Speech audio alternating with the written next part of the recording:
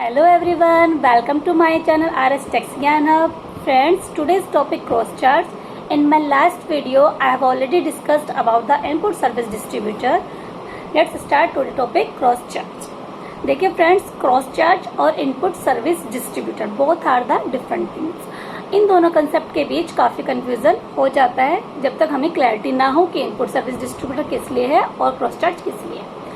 ISD में already discuss कर चुकी हूँ, क्रॉस चार्ज को अभी बता रही हूँ, फिर दोनों का कंपैरिजन हम लेके चलेंगे. राइट, देखिए क्रॉस चार्ज को समझने के लिए हमें दो चीजें पहले समझनी पड़ेंगी. सप्लाई की, सप्लाई में क्या क्या इंक्लूड होता है, और प्लस डिस्टिंक्ट पर्सन. ठीक है, देखिए जीएसटी में आप जीएसटी का टैक्स तभी लगा पाएंगे यदि वो कोई भी ट्रांजैक्शन है वो सप्लाई की डेफिनेशन में आती है. तो यदि सप्लाई ही नहीं है तो जीएसटी ही नहीं लगेगा. राइट, तो देखिए सप्लाई में जैसे कि आपका सेल, ट्रांसफर, बार्टर, लाइसेंस और लीज, ये बिजनेस पर्पस के लिए किए गए हों. ठीक है, और प्लस कॉन्सिडरेशन के लिए किए गए. ये दोनों कंडीशन पूरी होनी चाहिए कि ट्रांजैक्शन हो, कॉन्सिडरेशन हो और बिजनेस पर्पस के लिए हो. राइट, फिर इसमें कहा गया है कि अब हम देखते हैं डिस्टिंक्ट पर्सन.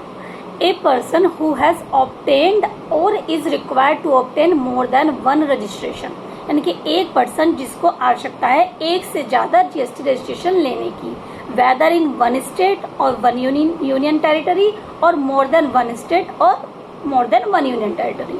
यानी कि एक पर्सन को एक पैन नंबर से एक से ज्यादा रजिस्ट्रेशन लेना है, या तो सेम स्टेट में या सेम यूनियन टेरिटरी में, या फिर मोर देन वन स्टेट में, या फिर मोर देन वन यूनियन टेरिटरी में, तो वो कहा जाएगा डिस्टिंक्ट पर्सन. ठीक है, अब हमने सप्लाई पढ़ लिया, अब हमने डिस्टिंक्ट पर्सन पढ़ लिया. अब देखते हैं कि शेड्यूल 1 क्या कहता है. शेड्यूल 1 ऑफ सीजीएसटी एक्ट ये कहता है any supply between different GST registration having the same PAN, आई मतलब distinct person, shall be treated as supply even when made without consideration. यानी कि सीजीएसटी एक्ट के शेड्यूल 1 के अकॉर्डिंग इन्होंने बताया कि कोई ऐसी सप्लाई जो डिस्टिंक्ट पर्सन के बीच हुई है, बिना कॉन्सिडरेशन के भी हुई है, तो भी वो सप्लाई में फॉल करेगी. अब देखिए हेड ऑफिस ब्रांच को जो अपना भेजेंगी बिना कॉन्सिडरेशन के सप्लाई भेज रही हैं, तो वो सब क्या होगा, आपका डिस्टिंक्ट पर्सन के थ्रू वाली सप्लाई आके टैक्सेबल हो गई. राइट, तो अभी हमारा क्रॉस चार्ज स्टार्ट हो रहा है प्रॉपर तरीके से 1 by 1. तो इतना आपको क्लियर हो गया होगा आई होप. अब देखिए, अब एक एग्जाम्पल लेते हैं. एग्जाम्पल में हम कहते हैं कि हमारा क्या है, हेड ऑफिस कहाँ पर है, महाराष्ट्र में ले लेते हैं. महाराष्ट्र में हेड ऑफिस है और ब्रांचेस है दिल्ली में, पंजाब, हरियाणा एक्सेट्रा कहीं भी.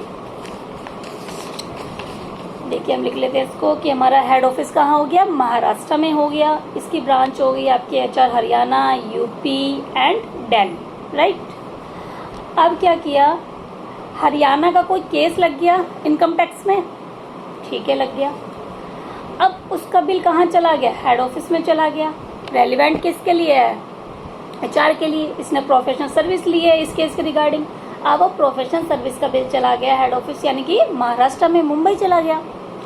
अब मुंबई से क्या होगा, इसके लिए उसको क्या करना पड़ेगा, इनपुट किसको मिलना चाहिए था, हरियाणा की सर्विस को, हरियाणा की ब्रांच को. तो वो क्या करेंगे, आईएसडी के थ्रू डॉक्यूमेंट इशू करेंगे. आईएसडी में क्या करेंगे, केवल क्रेडिट डिस्ट्रीब्यूटेबल होता है. अब ये क्या है, डायरेक्ट हरियाणा से रेलिवेंट था तो डायरेक्ट हरियाणा को दे दिया. तो इसके लिए यहाँ पे क्या हो गया, आईएसडी यूज हो गया.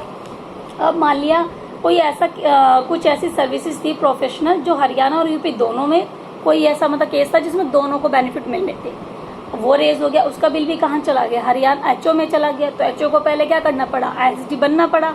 आईएसडी में रजिस्ट्रेशन लिया, फिर उसने डॉक्यूमेंट इशू किया और हरियाणा और यूपी में डिस्ट्रीब्यूट कर दिया उस इनवॉइस का इनपुट. बाकी अदर ब्रांच में कोई इनपुट डिवाइड नहीं होगा क्योंकि ये डायरेक्ट लिंकिंग वाला केस चल रहा है. ठीक है, तो यहाँ पे भी उसको आईएसडी के थ्रू उसने कर दिया, कोई प्रॉब्लम नहीं आई. अब प्रॉब्लम क्या है, हेड ऑफिस में अकाउंटेंट बैठा है. ठीक है, सेंट्रलाइज्ड बिलिंग है, सेंट्रलाइज्ड पेमेंट है, सब कुछ वहीं पे हो रहा है. बस काम अलग अलग ब्रांच से सब जगह हो रहा है, लेकिन बिलिंग, अकाउंटिंग सब एक जगह से हेड ऑफिस में बैठ के हो रही है. अब क्या करें, इस अकाउंटिंग की सर्विसेज को क्या उसमें हम बांटे, तो किस तरीके से आईएसडी में बांट सकते हैं, नहीं बांट सकते. आईएसडी में आप इनपुट सर्विस डिस्ट्रीब्यूट कर, केवल क्रेडिट डिस्ट्रीब्यूट कर सकते हैं, वो भी सर्विसेज का जो उनसे लिंक करते हैं या जिसमें वो बेनिफिट लेते हैं. अब ये अकाउंटेंट तो हेड ऑफिस का है, लेकिन वो बिलिंग सबका कर रहा है, तो ये खर्चे भी तो बटने चाहिए। ये कैसे बटेंगे? क्रॉस चार्ज से। ठीक है, तो क्रॉस चार्ज से बटेंगे, तो इसके लिए क्रॉस चार्ज सेक्शन वाइज तो नहीं आया। अब जैसे आईएसडी के लिए तो एक स्पेसिफाइड सेक्शन है, सेक्शन 20, उसके थ्रू आईएसडी आया कि इसकी जरूरत है कि यदि हेड ऑफिस को अपना इनपुट डिस्ट्रीब्यूट करना है अपनी ब्रांचों को, तो वो उसको फॉलो करके ये डिस्ट्रीब्यूट करेगा। लेकिन क्रॉस चार्ज तो लॉ में नहीं है, ये लॉ से मतलब स्पेसिफाइड सेक्शन में नहीं है, बना तो लॉ से ही है। जैसे डिस्टिंक्ट पर्सन की डेफिनेशन में स्पेशल बता दिया, सप्लाई की डेफिनेशन बताया, और शेड्यूल 1 में तो स्पेसिफाई दे ही दिया आपको कि ये करेंगे। तो इसमें क्या होगा, अब हेड ऑफिस क्या है, क्रॉस चार्ज के लिए इनवॉइस रेज करेगा जीएसटी लगा के ब्रांच को, ब्रांच उसका तब इनपुट लेगी। अब इसकी वैल्यूएशन की बात भी आएगी कि वैल्यूएशन कैसे करें क्रॉस चार्ज में। तो वैल्यूएशन ऐसे करेंगे आप कि जैसे यदि आपका जो आपने टैक्स उस पर लगाया जीएसटी और ब्रांच को same as it is input मिल रहा है तो कोई दिक्कत नहीं, आपने जो उसका वैल्यूएशन करा दैट इज ओके। बट यदि वो वैल्यूएशन उतना इनपुट नहीं मिल रहा है तो हमें उसके वैल्यूएशन के रूल्स फॉलो करने पड़ेंगे। कौन कौन से रूल फॉलो करने पड़ेंगे? या तो आपको उसको ओपन मार्केट वैल्यू देखना पड़ेगा, वो पॉसिबल नहीं है तो सिमिलर उसी तरह का कोई आइटम हो, काइंड क्वालिटी उसी तरह की हो तो वो करो, वो भी पॉसिबल नहीं है तो फिर आपका रूल 30 और 31 फॉलो करना पड़ेगा। तो ये आपका वैल्यूएशन मैंने बताया, एग्जाम्पल से मैंने आपको क्रॉस चार्ज बताया। अब मैं आईएसडी और क्रॉस चार्ज का थोड़ा डिफरेंस और बता देती हूँ जिससे आपको और भी ज़्यादा क्लैरिटी हो जाएगी, राइट। तो देखिए आईएसडी आपका केवल क्या है, इनपुट सर्विस डिस्ट्रीब्यूटर, यानी कि केवल आपकी सर्विस पे जो आपको इनपुट मिला है वो डिस्ट्रीब्यूट करने के लिए, और ये कुछ भी डिस्ट्रीब्यूट नहीं कर सकता है और उसके लिए उसको सेपरेट रजिस्ट्रेशन लेना पड़ेगा आईएसडी में। क्रॉस चार्ज में क्या है, कोई सेपरेट रजिस्ट्रेशन की जरूरत नहीं है, प्लस इसमें हर तरह के खर्चे आप डिस्ट्रीब्यूट कर सकते हैं, एक्सपेंस, ओके। तो हर तरह के आप इसमें एक्सपेंसेस डिस्ट्रीब्यूट कर सकते हैं, जैसे कि आपका रेंट हो गया मूल प्रॉपर्टी का, हाउस कीपिंग की सर्विसेज हो गई, सैलरी हो गई, ठीक है। तो ये सब एलोकेट कैसे करोगे आप, ये सब एलोकेट करोगे क्रॉस चार्ज से।